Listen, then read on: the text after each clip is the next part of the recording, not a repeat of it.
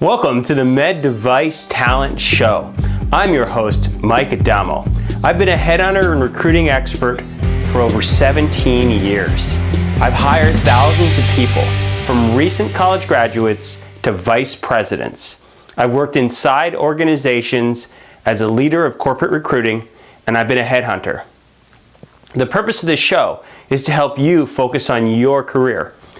We talk about job hunting, branding, career development, and a little bit about the med device industry. If you're in the industry, interested in getting into the industry, or just a career-minded individual looking for some great career advice, this show's for you. Thanks for tuning in today. We're going to spend some time talking about networking. In the last episode, we discussed when a recruiter can help you and when they can't, and what we learned is that in many cases a recruiter can't help you. Focused on a specific niche, and they're focused on folks with specific marketable skills. You need to be able to take matters into your own hands and do some of your own networking, and this is what this episode is all about, is how to network or how to work like a recruiter. Let's talk about taking matters into your own hands. The good news is that what we recruiters do is not that hard. Much of what you need to do as a job seeker to uncover hidden jobs can be learned quickly, and that's the key to networking, is to uncover hidden jobs. They're not out there available to others because they really haven't opened yet, and it is way better to find those jobs because they're the best jobs. The jobs that are sitting out there on the market for a really long time that others have applied to, maybe there's been offers and they've been declined, are probably not the best jobs. And so you want to find those jobs before other people find them by networking, and what that does is it gives you kind of priority access, and potentially you don't have to compete against 87,000 people for that job, because if you hit the company and the person at the right time and you're the right person, then you make something happen, and that can be massively beneficial, especially given the overabundance of data in this current market. So in order to network, you need to be able to follow a few steps So here are the 4 steps to effective networking. First, you need to build your strategy. Second, you need to develop your sales pitch.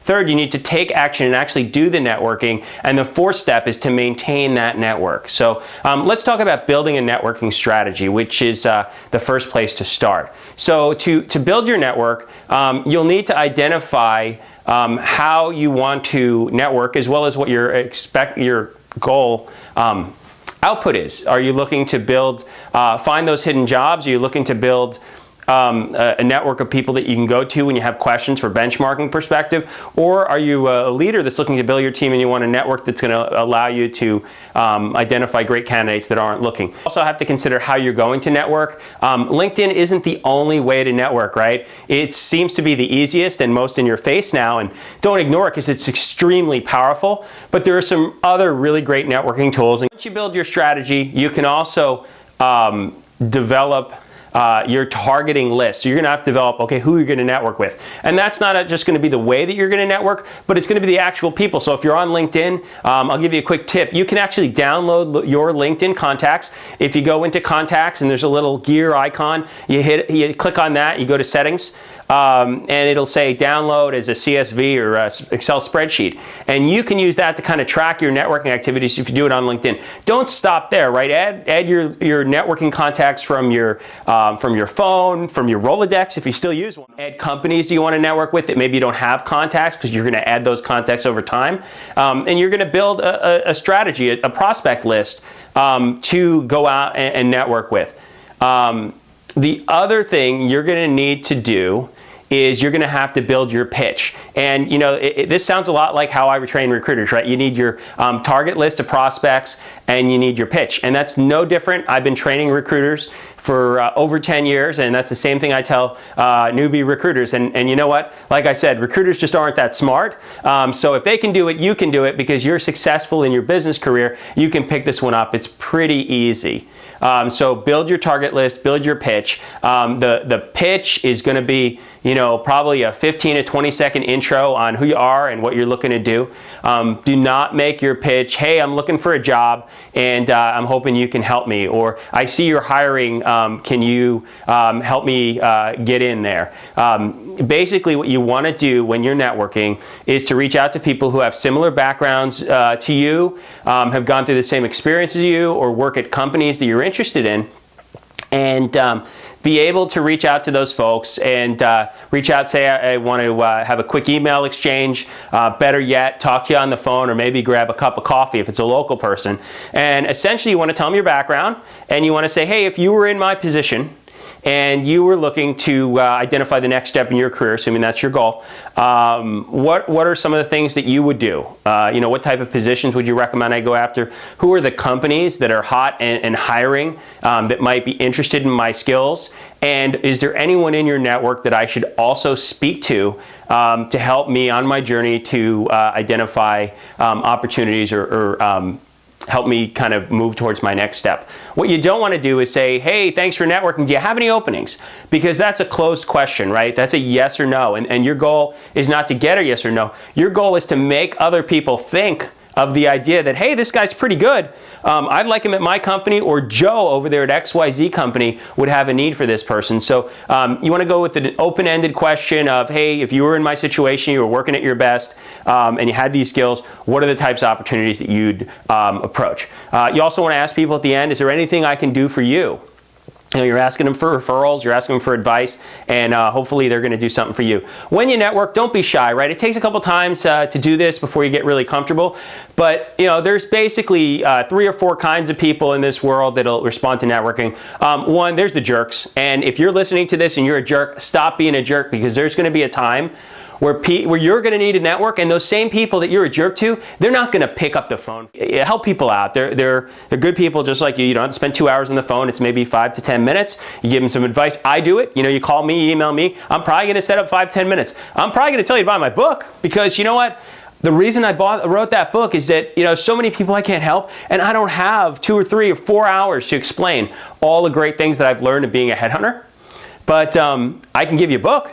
And you can listen to the audio version at the end of probably this month, and that's about 4.5 hours, or you can read it, and it's about 165 pages. It gives you all this advice. It tells you how to network, it tells you how to build a great resume, it tells you how to phone interview, how to face-to-face interview, how to negotiate an offer, to how you're going to network. So you're going to talk to these people, you're going to exchange value, right? You're going to have an open-ended question, and that's what you're going to do. So these 4 types of people. So the one type is a jerk.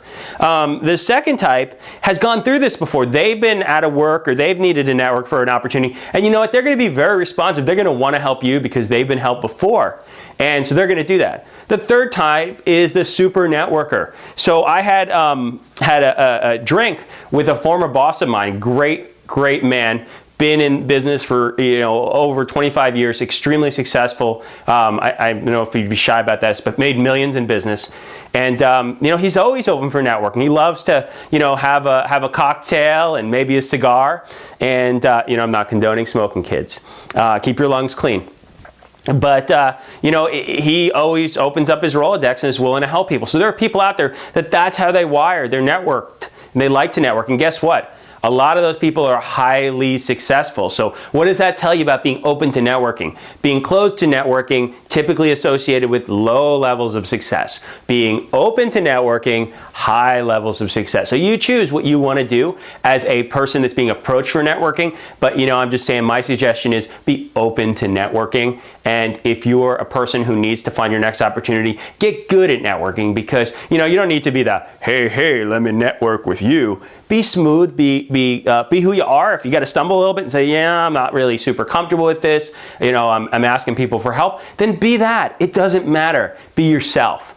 So network with people. So the next step is to go out there and do it. We can talk about how your pitch works. We can talk about building a great list. We can talk about the purpose of networking. But unless you pick up the phone or send the email, it will never happen. So you need to execute. Leads and opportunities come out of that. You're building your funnel, your pipeline. It starts real big at the top, and it starts with prospects, people you're going to talk to. And out of that, some people give you leads. You talk to those people. Some of them have jobs or places you should apply, and some of those have opportunities that fit you. And then out of that comes interviews, and what comes out of interviews? when you read my book, it's offers. So that's kind of how the pipeline works for networking.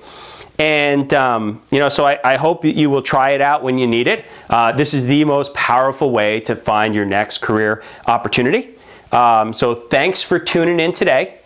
I hope that if you can't wait for more information, you'll go out and buy my book. If you read it and you write a review on Amazon, I will give you a free copy signed. Just email me with your address and let me know you did it. And thanks for tuning in. Don't forget to subscribe, like, and share on YouTube, LinkedIn, or Twitter. Come on, get that social media thing going. And thanks for joining me, and have a great day.